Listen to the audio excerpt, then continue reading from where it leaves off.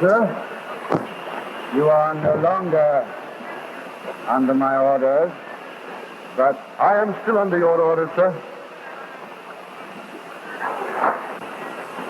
Do you think you could make the last boat?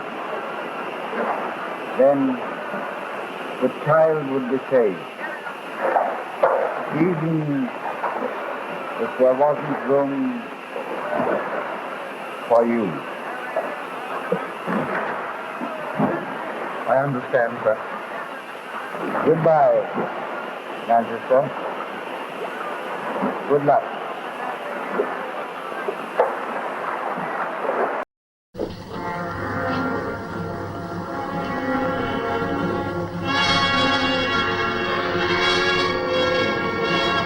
Die Baltic ist ein kleiner Kasten, sowas muss ich natürlich vorsehen. Meine Herren, es bleibt dabei, wir fahren auch die Nacht über, direkten Kurs, volle Kraft. Sollten Sie mich brauchen, bin im Festsaal. Na.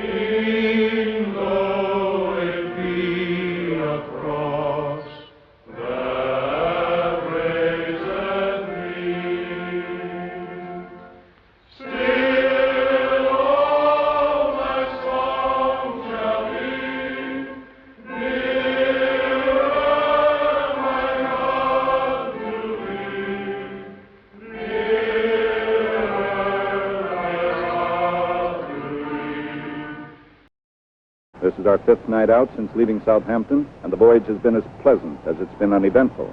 The weather has been very clear, although rather unusually cold for this time of year, and the ship has been making extremely good time. No one is predicting a record yet, but no one will be surprised if one is made. The officer you see there is Captain E.J. Smith, master of the Titanic. With him is Lord Bruce Ismay, chairman of the White Star Line, the company that, as you know, owns the Titanic. Captain Smith, sir, is the Titanic performing up to your expectation? If anything, beyond them. Do you think you'll break the record? Perhaps, perhaps not. I myself would be surprised if it were not broken. You know how much of a run we've made in the past 24 hours? 500 miles, sir. 500 miles. And 26. 526 miles, and we'll do more tomorrow, I promise you that. You will have the lifeboats uncovered immediately and swung out. Yes, sir. Mr. Murdoch? Yes, sir. Have the passengers mustered on the top deck as quickly and as quietly as possible. There will be no general alarm rung, nothing to cause panic. Aye, aye, sir. Break out the list of boats' assignments for the crew. Wake up Mr. Lightoller and Mr. Pittman. Aye, sir.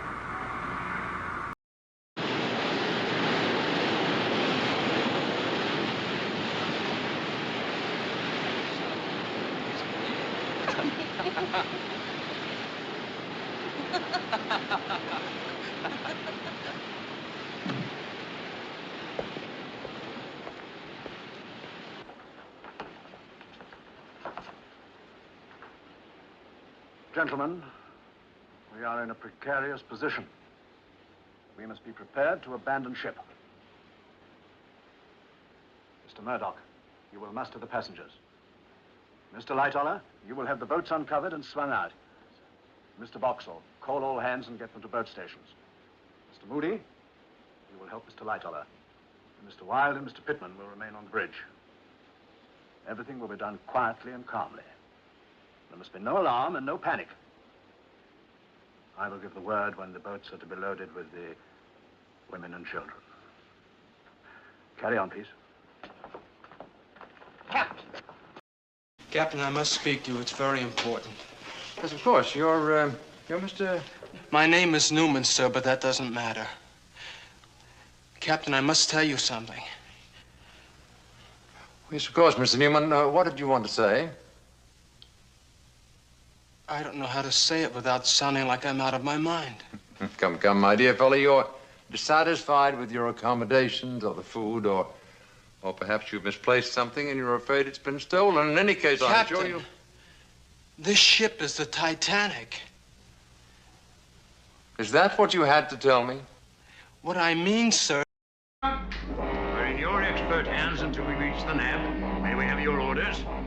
We have a rendezvous this evening in France. Thank you, sir. Let go your stern ropes. Let go the stern ropes.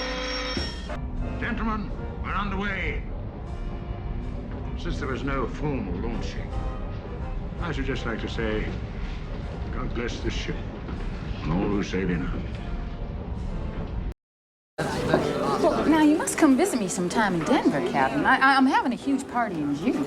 Well, I suspect that in June I shall be in Hampstead making up for all the gardening I've been missing for the last 40 years. I'd like to spend a little time with my wife and daughter. Oh, lovely. I understand. My husband, J.J., is ambitious and smart, but he's more comfortable in Leadville. Myself, I want to be more civilized. I guess that's why we've gone our separate ways. Tell me something, Captain Smith. Won't you miss the sea? I suppose I shall. But just between you and me, sometimes being on a ship is like being in jail with the possibility of drowning. Oh, well, you've just got 3 more days.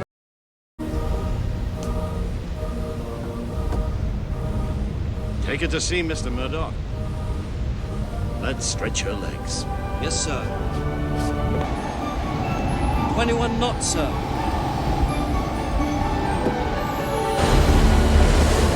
Make headlines. Mr. Ismay, I would prefer not to push the engines until they've been properly run in. Of course, I'm just a passenger. I leave it to your good offices to decide what's best. There. Come back! Come back to the ship! Boat 6, come back to the ship! This is the captain! This is the captain! Come back to the ship! The fools.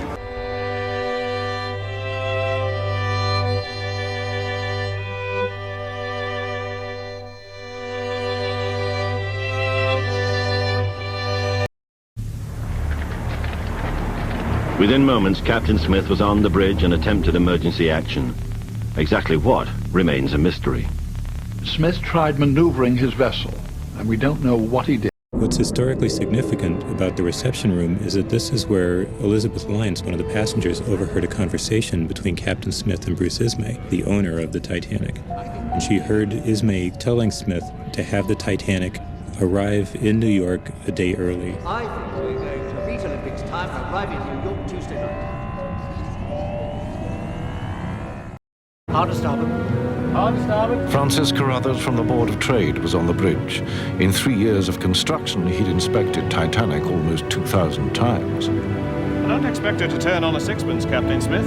Just within reasonable limits. It was... But the impact wakes and concerns Captain Smith. 11:48 p.m. Captain Smith hurries through the bowels of the ship.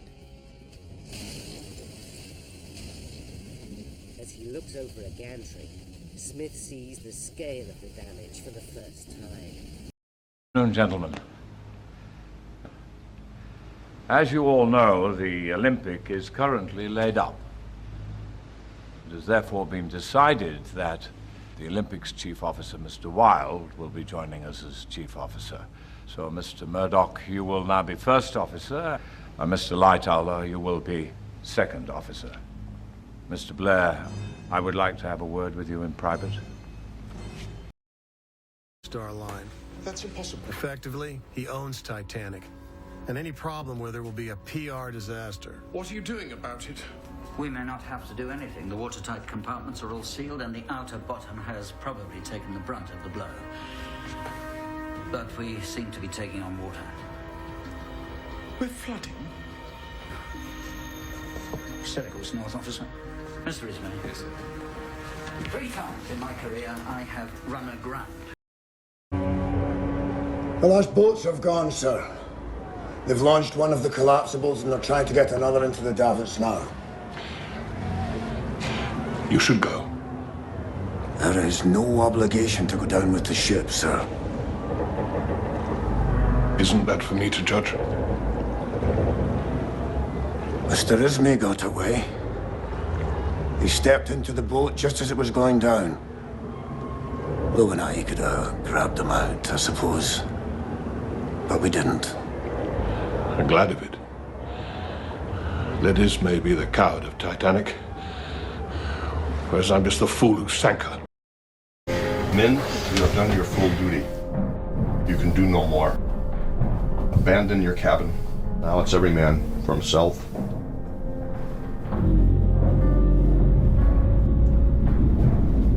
Now look out for yourselves. I release you. That's the way of it at this kind of time. Every man for himself. To Captain Smith, I say, take care of her.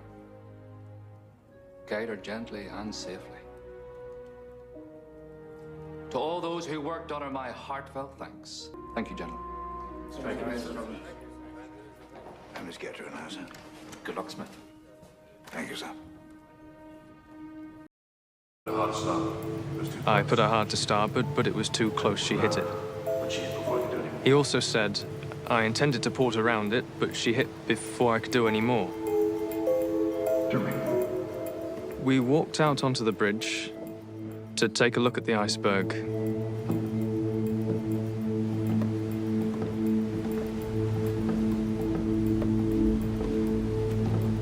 It seemed to be a small black mass, not rising very high out of the water. The ship was past it then. It couldn't have extended above the ship's rail.